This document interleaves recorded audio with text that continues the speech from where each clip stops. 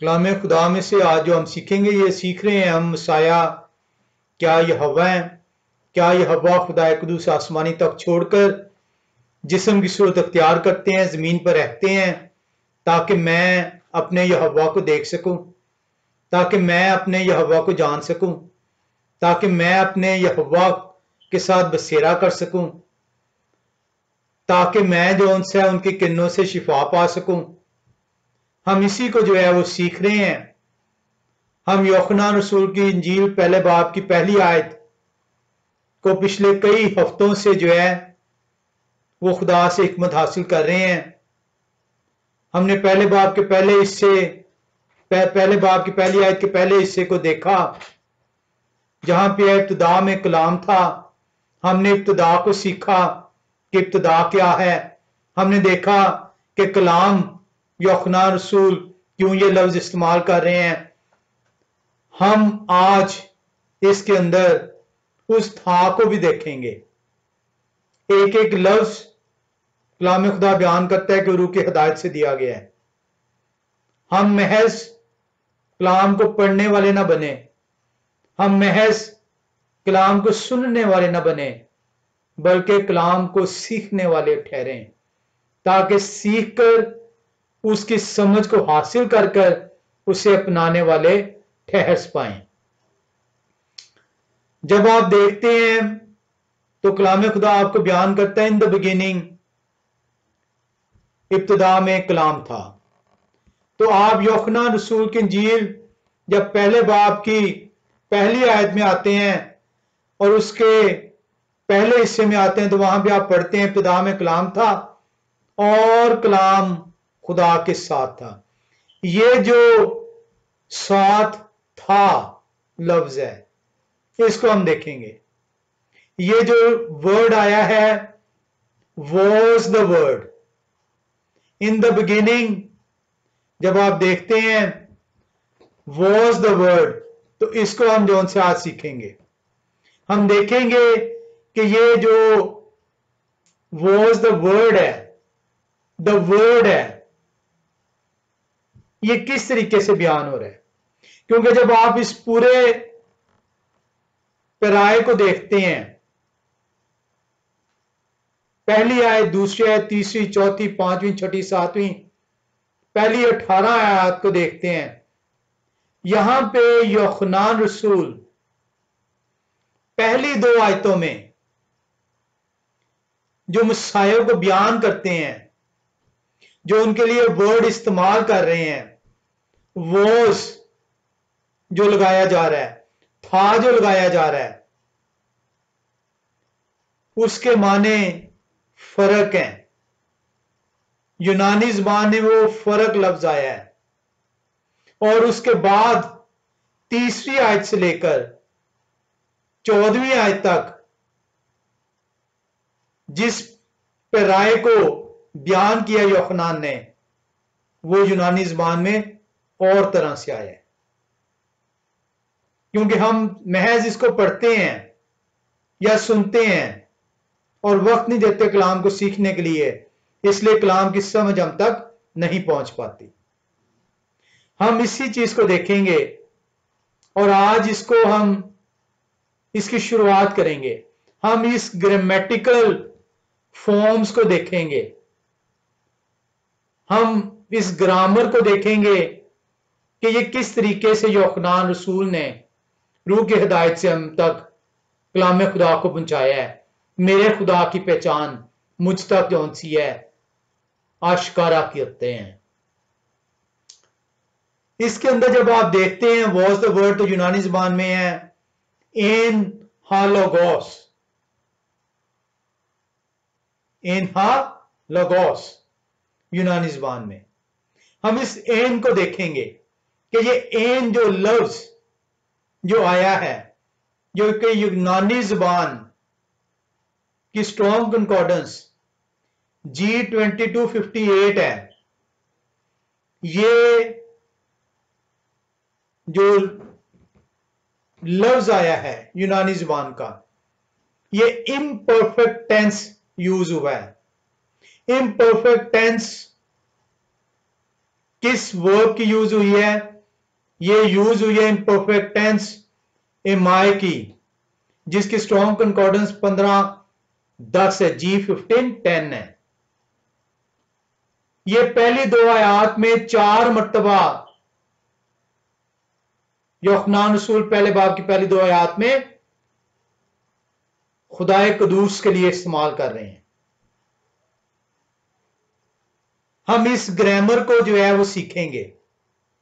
आज उसकी तफसील में नहीं जाएंगे, आज उसके सरसरी जायजा लेंगे और उसके बाद अगली दफा रब्बे कदूस ने चाहा तो इसको मजीद गहराई के अंदर देखेंगे, क्योंकि ये जानना बड़ा जरूरी है। आप ये सीख पाए तो आप 14वीं आयत तक पहुंच पाएंगे, क्योंकि 14वीं आयत को सीखने के लिए कलाम मुजस्सम हुए। आपको देखना होगा कि कलाम की हालत क्या थी पहले। यूहन्ना रसूल बड़ा वाज़ेह बता रहे हैं कि कलाम के अंदर तब्दीली हो रही है। अगर हमें उस तब्दीली को जानना है, सीखना है, तो हमें पहले उस तब्दीली से पहले क्या था उसको देखना होगा।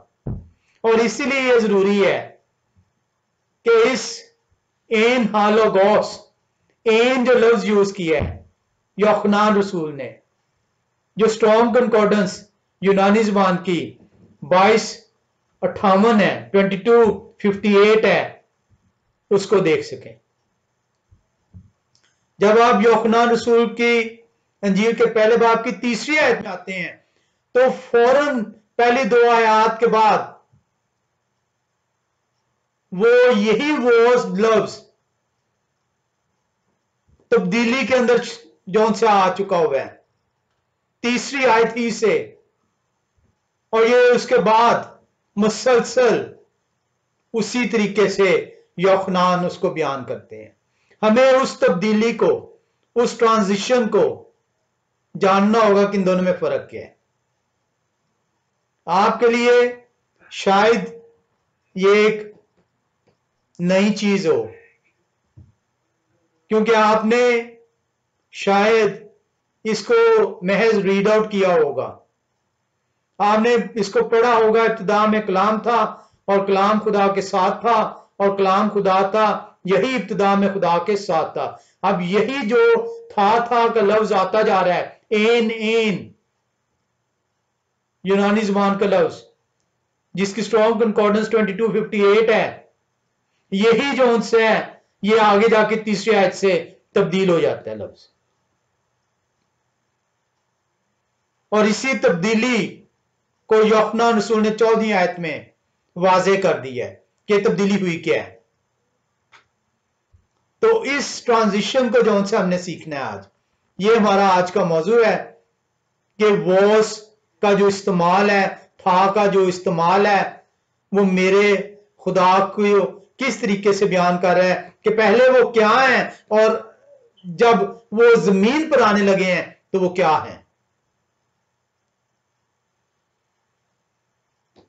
इसकी जो ग्रामेटिकल में जब आप जाएंगे तो उसमें आपको मजीद सीखने को मिलेगा। तीसरी आयत जो मैंने आपको बताया कि जहां से वो तब्दीली होती है, जो एन लफ्ज है जिसकी स्ट्रॉन्ग कंकॉर्डेंस जो है G2258 है, जो कि वर्ब एमाई 15:10 जिसकी स्ट्रॉन्ग कंकॉर्डेंस से लिया गया है, उसका मतलब है एग्जिस्ट, मौजूद होना, टू एग्जिस्ट। और जब तीसरी आयत में यूहन्ना रसूल आते हैं जहां पे आपको मिल रहा है लफ्ज, तीसरी आयत के अंदर सब चीजें उनके वसीले से पैदा हुई। यहां पे यूहन्ना रसूल जो टेंस है वो भी चेंज कर रहे हैं और वर्ब भी चेंज कर रहे हैं। खुदा ही है, खुदा ही को बयान किया जा रहा है, लेकिन उनके लिए अब ना सिर्फ टेंस चेंज कर दिया गया, वर्ब चेंज कर दिया गया। हम उस टेंस को भी देखेंगे, कौन सा टेंस था ग्रीक का। हम उस वर्ब को भी देखेंगे। जो लफ्ज इस्तेमाल होता है, जो टेंस इस्तेमाल हुआ है, वो एओरिस्ट टेंस है। हम इसको देखेंगे कि ये क्या टेंस है, ये क्यों इस्तेमाल हुआ है, इसका मतलब क्या है। जो लफ्ज इस्तेमाल हो रहा है वो हो रहा है इकनेतो, इके नेतो, और ये स्ट्रॉन्ग कंकॉर्डेंस है G1096। और जब यूहन्ना रसूल इकनेतो इस्तेमाल करते हैं लफ्ज, तो उसका मतलब है वो चीज वजूद में आ चुकी है। तो ये फर्क है। मौजूद होना, टू एग्जिस्ट, वो है एन, और टू कम इनटू बीइंग, जब उस चीज का वजूद हो चुकता है तो उसके लिए जो लफ्ज इस्तेमाल होता है इकनेतो, और ये तीसरी आयत से इस्तेमाल हो रहा है। इसको हम जो उनसे तफसील से सीखेंगे अगली दफा। इसीलिए जब आप देखते हैं तो आपको ये इसलिए जानना जरूरी है कि पहले खुदा जो रूह है वो जिस्म का लबादा ओढ़ रहे हैं, और इसीलिए यूहन्ना रसूल मुझे और आपको सिखाने के लिए ना सिर्फ टेंस चेंज कर देते हैं, वर्ब्स भी चेंज कर देते हैं।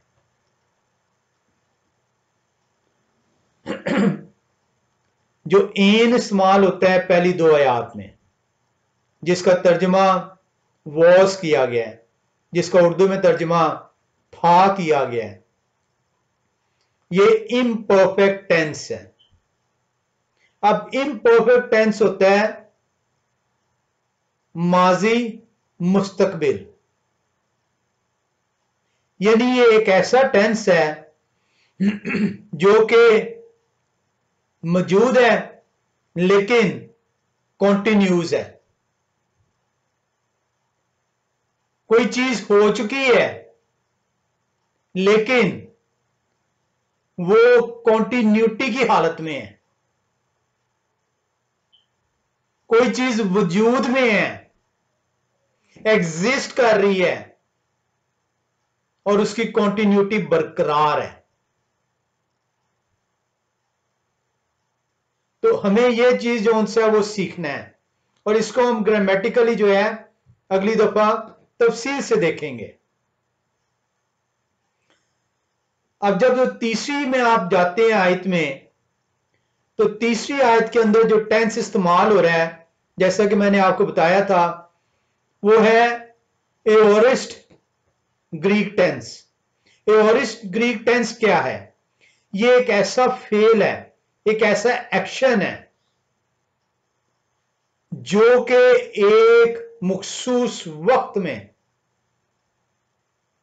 वकूफ पजीर हुआ है।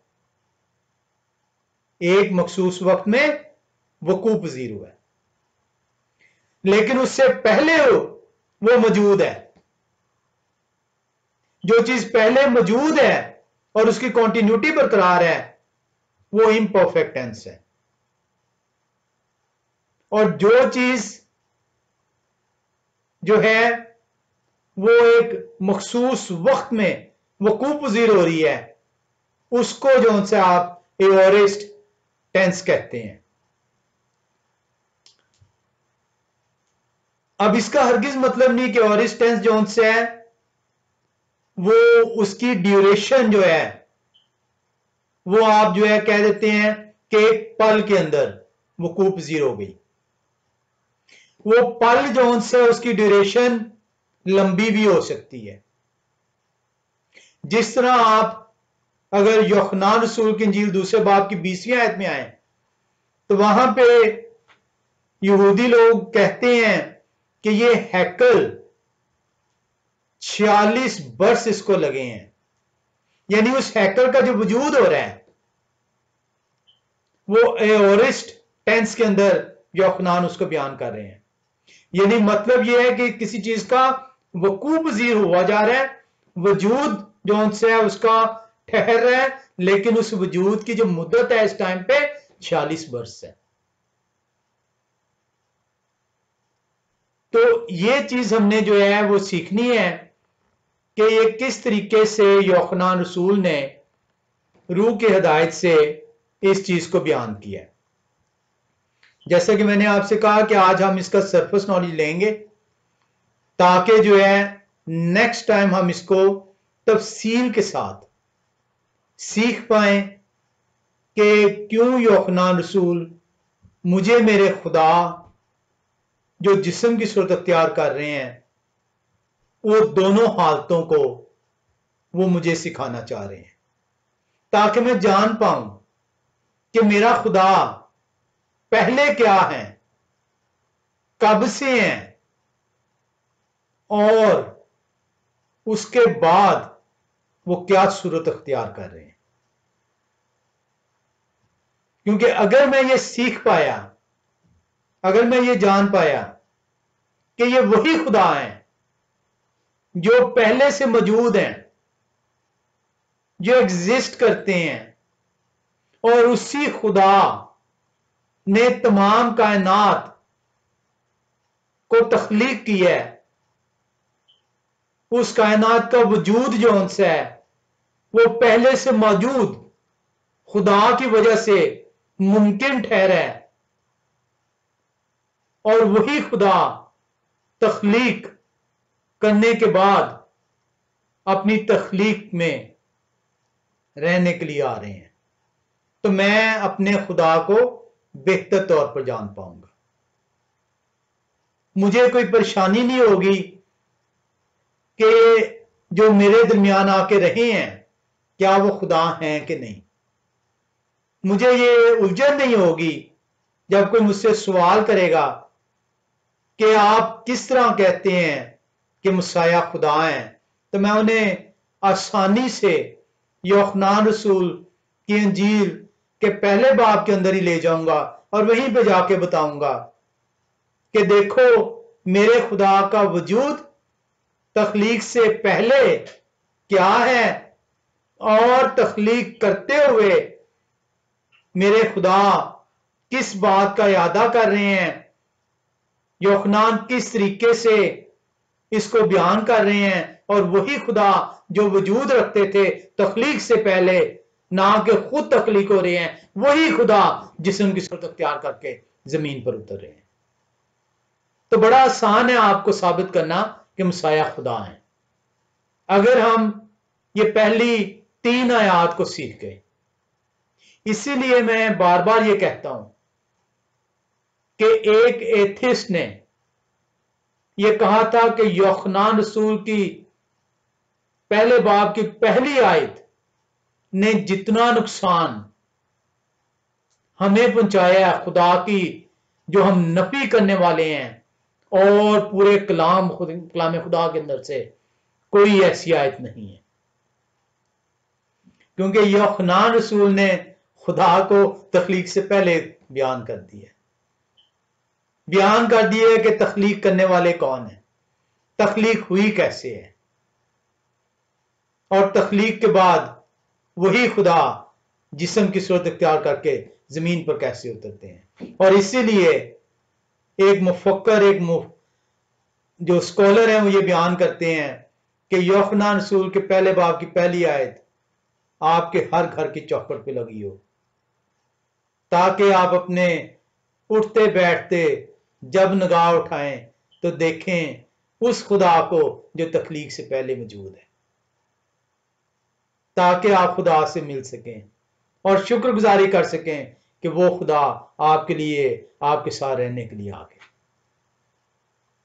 शायद आपने कभी इसको इस तरीके से ना देखा होगा, ना जाना होगा, ना सीखा होगा। ये सिर्फ यूहन्नान रसूल ने पहले बाब की तीसरी आयती में टेंस को चेंज नहीं किया। मैंने आपको बताया था कि तीसरी आयत आप पढ़ते हैं, आप चौथी, छठी, सातवीं, आप 14वीं आयत तक आते हैं तो वहां पे आपको वही चीज अब नजर आ रही है, क्योंकि तख्लीक कायनात तीसरी आयत से स्टार्ट हो जाती है। अब किसी चीज का वजूद हो चुका है, लेकिन वजूद से पहले जो चीज थी वो पहली 2 आयत में 4 मरतबा यूहन्ना रसूल उस खुदा को बयान करते हैं। अगर आप छठी आयत को देखें, पहले बाब की छठी आयत, तो वहां पे आपको नजर आएगा, पहली 2 आयत को देखकर उसके बाद आप तीसरी आयत में आएंगे तो आपको वाज़ेह फर्क नजर आ जाएगा। अब शायद नजर आ जाए फर्क। इब्तिदा में कलाम था, कलाम खुदा के साथ, और कलाम खुदा था, और यही इब्तिदा में खुदा के साथ था।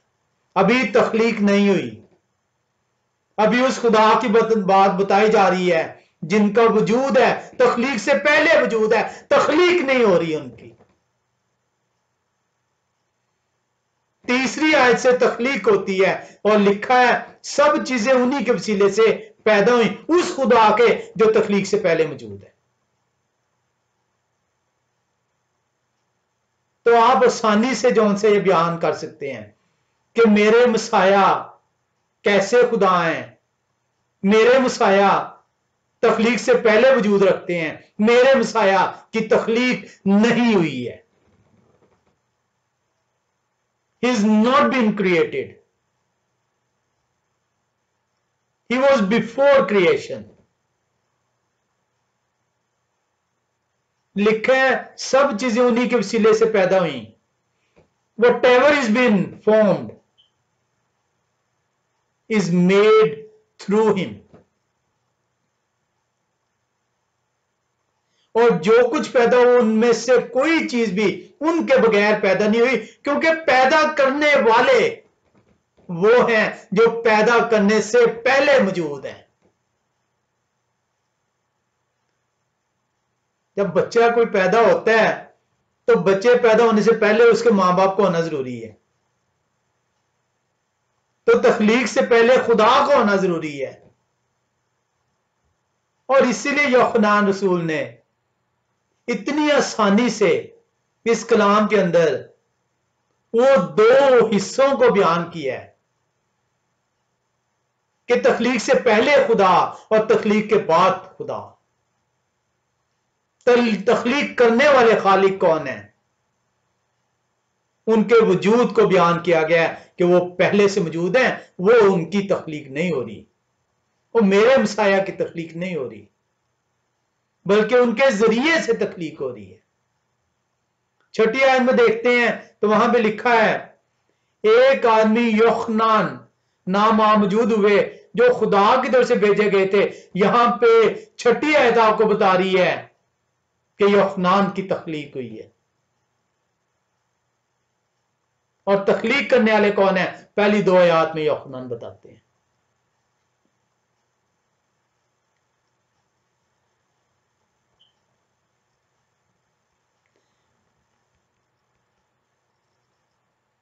अब 9वीं आयत देखें तो वहां पे आपको नजर आता है 10वीं आयत में, वो दुनिया में थे और दुनिया उनके वसीले से पैदा हुई। वो दुनिया में थे और दुनिया उनके वसीले से पैदा हुई, पैदा करने वाले वो हैं और दुनिया ने उन्हें ना पहचाना। वो आ चुके थे दुनिया में तख्लीक करने के बाद, तख्लीक से पहले का वक्त यूहन्ना बताते हैं और तख्लीक के बाद का वक्त बताते हैं और तख्लीक का वक्त बताते हैं। कलाम में खुदा इतना आसान है, अगर मैं उसे वक्त दूंगा और सीखने की कोशिश करूंगा, लेकिन महज अगर मैं पढ़ूंगा उसे, महज मैं अगर उसे सुनने के लिए बैठूंगा तो मुझे उसकी समझ नहीं आएगी। तो ये खुदा का जो कलाम आपके सामने रखा गया, इसको खोलें, इसको खोला करें, बैठा करें, सर्फ किया करें वक्त को, और देखा करें कि कलाम खुदा की तरतीब किस तरीके से है, और ये खुदा का कलाम है और खुदा तरतीब के खुदा हैं। तरतीब देखें, तख्लीक से पहले का वजूद, तख्लीक, और उसके बाद उस तख्लीक के अंदर खुदा का आश्कारा होना। तरतीब आपको नजर आती है। कौन कहते हैं मसाया खुदा नहीं है?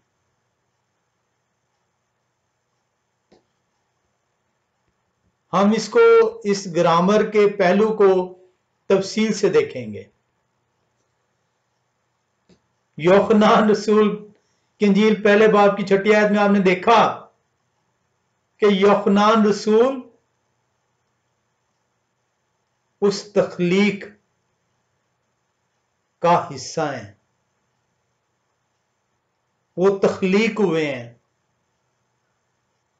एकिनोतो उनकी तख्लीक हुई है, लेकिन मेरे मसाया तख्लीक से पहले मौजूद हैं, क्योंकि वो तख्लीक करने वाले हैं।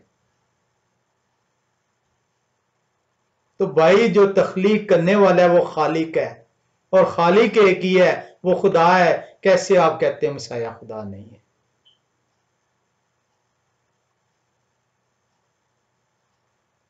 वॉस द वर्ड, इस वॉस को हम सीख रहे हैं। एन हालागोस, जहां से तर्जमा किया गया यूनानी ज़बान का।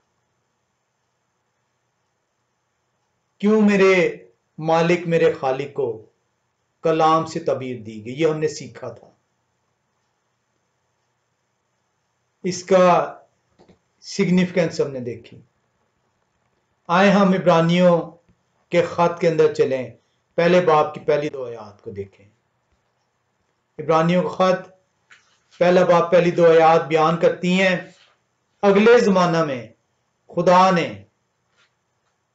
बाप दादा से हिस्सा ब हिस्सा और तरह बतरह नबियों की मार्फत कलाम करके इस जमाने के आखिर में हमसे बेटे की मार्फत कलाम किया, जिन्हें उन्होंने सब चीजों का वारिस ठहराया और जिनके वसीला से उन्होंने आलम भी पैदा किए।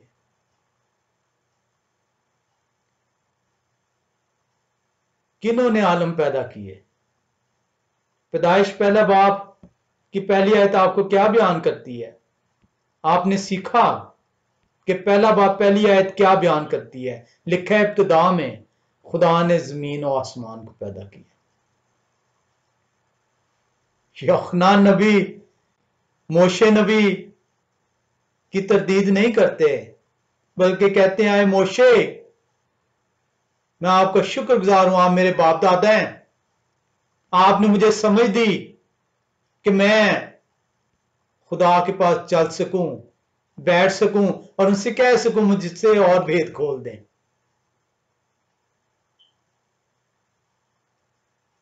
और खुदा ने उन पर भेद खोल दिया। वो भेद जो मोशे बयान कर रहे हैं कि तख्लीक कायनात खुदा कर रहे हैं, यूहन्ना कह रहे हैं कि यही खुदा जमीन पर उतर आए हैं। अब मुसाया ने ऐसे नहीं कहा था कि नबियों ने यह दिन देखने की बहुत आरजू की मगर वो देख ना सके।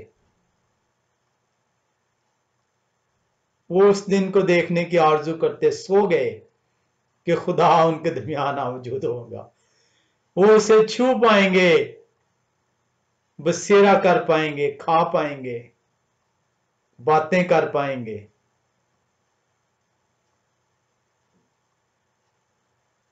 कलाम खुदा आपको बयान कर रहा है इब्रानियों पहले बाब की पहली 2 आयत में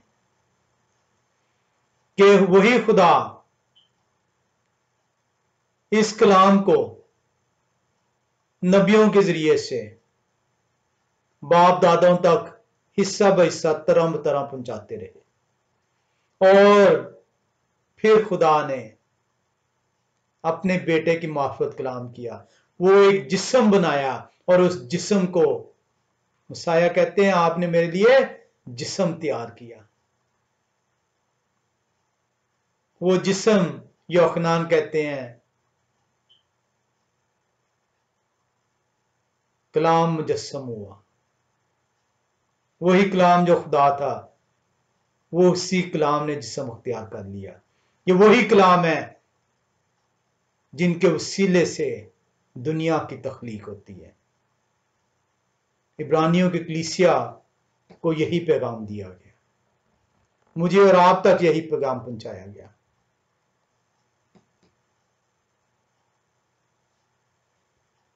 लिखा है और जिनके वसीले से उन्होंने आलम भी पैदा किए, जिनके वसीले से उन्होंने आलम भी पैदा किए। इसको देखने के लिए अगर आप पहले बाब की 36वीं आयत में आए तो वहां भी आपको नजर आता है उन्होंने ये हव्वा पर जो जा रहे थे निगाह करके कहा देखो ये खुदा के बरे हैं, ये हैं वो बरे जिनको तुम्हारे लिए इस दुनिया में भेजा गया। आज तक तुम भेड़ बकरियों के बरों के बच्चों को ज़बा करते चले आए, खुदा खुद आ गया ज़बान है। खुदा ने खुद एक जिस्म अख्तियार किया है ताकि उस जिस्म की गलाजत जो मेरे और आपके ऊपर है उसको धो सके। कलाम खुदा मैं बार बार ये कहता हूं, लोग कहते हैं बहुत मुश्किल है, हरगिज मुश्किल नहीं है अगर मैं उससे सीखने के लिए बैठूंगा, अगर मैं महज उसे खत्म करने के लिए बैठूंगा तो फिर आपको ये सोचना होगा कि ये किस तरह बार बार कलाम खुदा कह रहा है कि उन्होंने नबियों के जरिए से तरह बतरह हिस्सा ब हिस्सा और मेरे हिस्से में वो कलाम जो 1500 साल लगे हैं मुझ तक पहुंचने में, मैं उसे कैसे खत्म कर सकता हूं।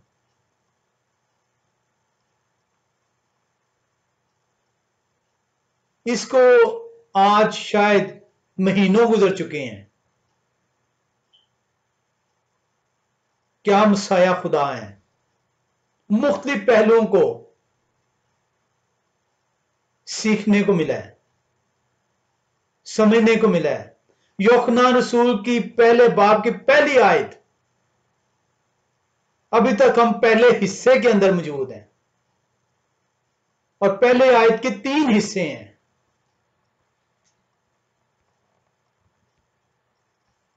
और मैं इसको अगर मैं पढ़ूंगा तो फिर तो मुझे समझ नहीं आता होगी, और अगर मैं इसको सीखने के लिए बैठूंगा तो तभी खुदा अपनी हिकमत मुझ में डालेंगे, और वही हिकमत जो मुझ में डालेंगे वही हिकमत तासीर करेगी। अगर मैं उसमें अपनी हिकमत की मिलावट करूंगा तो मैं गुमराही का सबब ठहरूंगा। इसलिए मेरी गुजारिश है कि कलाम के ऊपर कमेंट ना किया करें अगर खुदा की तरफ से आपको हिकमत नहीं अता हुई, अगर आपने हिकमत तलब नहीं की थी, अगर आपने हिकमत के लिए रजू नहीं किया था और खुदा ने आप तक हिकमत नहीं अता की, तो कलाम खुदा का मजाक न उड़ाएं। क्योंकि अभी हम देखेंगे कलाम खुदा, हम लफ्ज बोल देते हैं, हम देखेंगे कि कलाम खुदा का मतलब क्या है। शायद आज तक आपने कलाम खुदा के मतलब तक को ना जाना हो, लेकिन कमेंट्स आप ऐसे करते हैं जैसे आप ने ये कलाम दिया है। खुदा माफ करें। आए हम देखें उस खुदा के बरे को। हम काशफे की किताब में चलेंगे कि खुदा का बरा जो यूहन्ना नबी पहले बाब की 36वीं आयत में बयान करते हैं। मुकाशवे की किताब में किस तरीके से उसको बयान किया गया है। हम मुकाशवे की किताब पहले बाब में आएंगे और हम 7वीं और 8वीं आयत पहले देखेंगे और सीखेंगे कि क्या कलाम खुदा बयान कर रहा है। लिखा है, देखो वो बादलों के साथ आने वाले हैं और हर एक आंख उन्हें देखेगी और जिन्होंने उन्हें छेदा था वो भी देखेंगे और जमीन पर के सब कबीले उनके स्वभाव से छाती पीटेंगे। बेशक आमीन। यहोवा खुदा जो हैं और जो थे और जो आने वाले हैं, यानी कादिर मुतलक फरमाते हैं, मैं अल्फा और ओमेगा हूं। तो भाई आपको तो कलाम खुदा बार बार कह रहा है कि उनका नाम यहोवा है।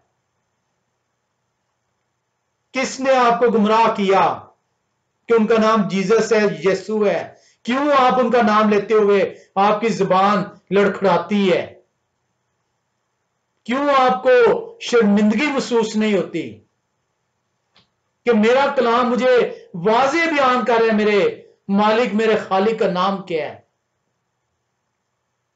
और फिर मैं अपनी गुमराही के बाइस, कलाम से दूरी के बाइस, लोगों को खुश करने के बाइस मेरा पादरी ना नाराज हो जाए, मेरा प्रीस्ट मुझसे ना नाराज हो जाए अगर मैंने उसे टोक दिया, अगर मैंने उसे रोक दिया, मेरा खानदान मुझसे नाराज ना हो जाए, मेरे अहबाब मुझसे नाराज ना हो जाएं। क्या आपको 7वीं और 8वीं आयत वाज़े बताने हैं कि कौन आने वाले हैं और उनका नाम क्या है? देखो वो बादलों के साथ आने वाले हैं और हर एक आंख उन्हें देखेगी और जिन्होंने उन्हें छेदा था वो भी देखेंगे और जमीन पर के सब कबीले उनके स्वभाव से छाती पीटेंगे।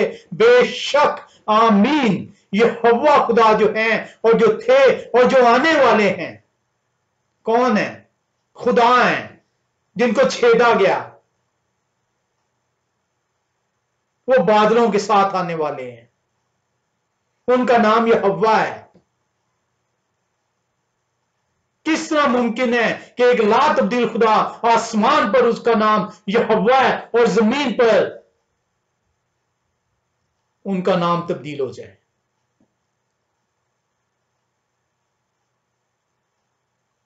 सोचें, कुछ ज़हन पे जोर डालें और अपने होंठों से नापाक नाम ना लें, नापाक नाम की बंदगी परस्तिश ना करें।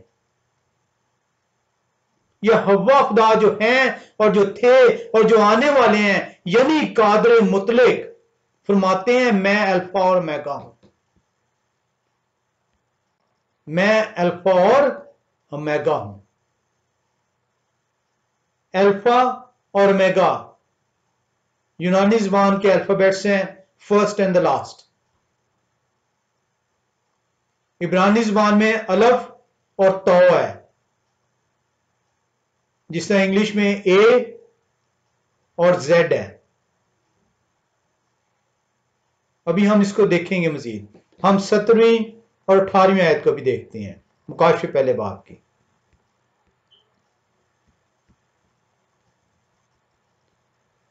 कलाम खुदा फरमाता है, जब मैंने उन्हें देखा, यूहन्ना रसूल फरमा रहे हैं, जब मैंने उन्हें देखा तो उनके पांव में मुर्दा सा गिर पड़ा और उन्होंने ये कहकर मुझ पर अपना दाहिना हाथ रखा कि खौफ ना करें, मैं अव्वल व आखिर और जिंदा हूं। मैं मर गया था और देखें अब्दुल अब्बास जिंदा रहूंगा और मौत और आलम रवा की कुंजियां मेरे पास हैं। वो मेरे खुदा जो जिस्म की सूरत अख्तियार करके जमीन पर उतरे, जिनको छेदा गया, वो दोबारा आने वाले हैं। कौन है वो? अल्फा ओमेगा, अलफ और ताओ है, अव्वलो आखिर है, और उनका नाम यहोवा है। इसीलिए जब वो जमीन पर आते हैं, पैदा होने से पहले मां मरियम के पेट में है, तो यहोवा खुदा कुदूस अपना फरिश्ता भेजते हैं और बताते हैं, मिरियम, आई यूसुफ, ये बच्चा जो मालूद होने को है, ये रूह, आप रूह कुदस की कुदरत से आमला है। आपका अख्तियार नहीं है कि इनको नाम दें। ओ, मिरियम ने कबूल किया, यूसुफ ने कबूल किया, आपके पादरियों ने आपको गुमराह किया और आपने पादरियों के नाम को कबूल किया, ना कि उस यहोवा खुदा के फरिश्ते के पैगाम को कबूल किया कि इनका नाम यहोवा शायर रखना। मतलब तक बता दिया मत्ती रसूल के पहले बाब की 21वीं आयत में, यानी यहोवा बचाने वाले। यहोवा शायर का मतलब है यहोवा बचाने वाले। मत्ती रसूल पहले बाब पहली 21वीं आयत बयान करती है। अब यहां भी आपने पढ़ा कि मैं अल्फा और ओमेगा हूं। यूनानी ज़बान का अल्फाबेट्स हैं, फर्स्ट एंड द लास्ट, अलिफ और ताऊ। तमाम की तमाम जो जुबान होती है वो पहले हरफ से आखिरी हरफ के दरमियान में होती है। पहले और आखिरी हरफ के दरमियान में जितने हरफ आते हैं उनसे मिलके तमाम के तमाम उस जुबान के लफ्ज बनते हैं। तमाम की तमाम जुबान का अहाता पहला और आखिरी अल्फाबेट कर रहा होता है। खुदाए कदूस साहब को बड़ा वाज़े पैगाम दे रहे हैं। वो आपको बयान कर रहे हैं, आए ना समझ, कान खोल और सुन, मैं अल्फा और ओमेगा, अलिफ और ताओ, फर्स्ट एंड द लास्ट। जो कुछ इस कलाम के अंदर लिखा है मेरे मुतालिक लिखा है। इसलिए तो इस कलाम को कलामे खुदा कहता है, क्योंकि ये मैं हूं तेरे सामने, ये मैं हूं इस किताब के अंदर। इसलिए तो इस किताब को कलामे खुदा कहता है, क्योंकि मैं तेरे दरमियान में रहने आ गया। आपने खुदा को गिलाफ लगाकर ढांप दिया है।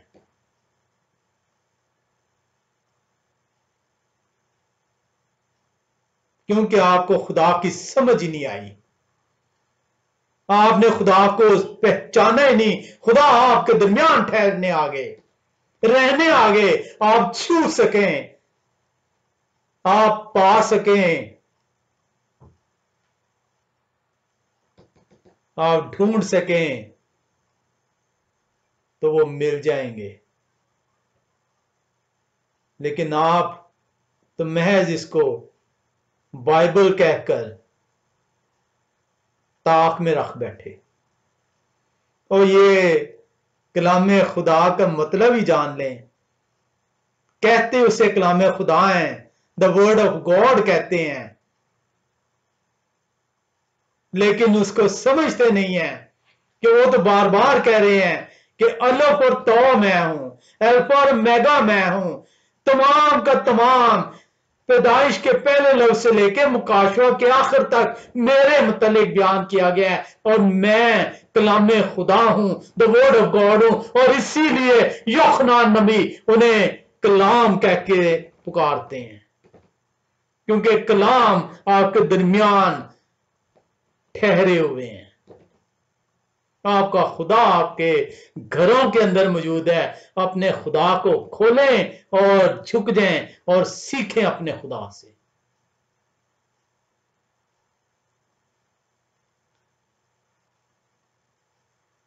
इसीलिए जो है यूहन्ना पहले बाब की 18वीं आयत में बड़े वाज़े तौर पे आपको पैगाम देते हैं। आयतें महज आप पढ़ते हैं, कभी सीखते नहीं हैं। पहले बाब की 18वीं आयत देखें और खोलें और पढ़ें। लिखा है खुदा को किसी ने कभी नहीं देखा, इकलौते बेटे जो बाप की गोद में है उन्हीं ने जाहिर किया। ये है वो वजह कि क्यों उन्हें कलाम कह के पुकारा गया, क्यों उन्हें वर्ड कह के पुकारा गया, ताकि आप उस कलाम को जान सकें कि ये अल्फ और ताओ, अल्फा और omega, first and the last, whatever it is the God word. इसलिए उन्हें वर्ड कहा गया, इसलिए उन्हें कलाम कह के यूहन्ना ने पुकारा। कलाम खुदा, खुदा किस तरह आप देख सकते थे अगर खुदा आपके साथ मौजूद ना होते। उन्होंने कहा था मैं तुम्हें बेयारो मददगार नहीं छोड़ूंगा। आज आपके घरों में खुदा मौजूद है, लेकिन आपने उस खुदा को ताकों में रख दिया, खोने से कासिर है।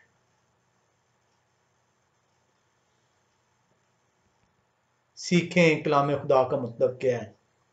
खुदा ने अपने आप को जाहिर कर दिया है। उन्होंने कहा था तू मुझे पुकारेगा, मैं हर एक जिस घर के अंदर 2 या 3 मेरे नाम पर इकट्ठे होंगे मैं आ मौजूद हूंगा। जैसे ही आप कलाम खोलते हैं खुदा आपके दरमियान आ मौजूद होते हैं, क्योंकि ये कलाम खुदा है। हम खुदा का शुक्र करते हैं कि हमें वो बैठने की तौफीक देते हैं, हमें सीखने की तौफीक देते हैं, ताकि हम सीख सकें, हम खुदा को पा सकें, जान सकें।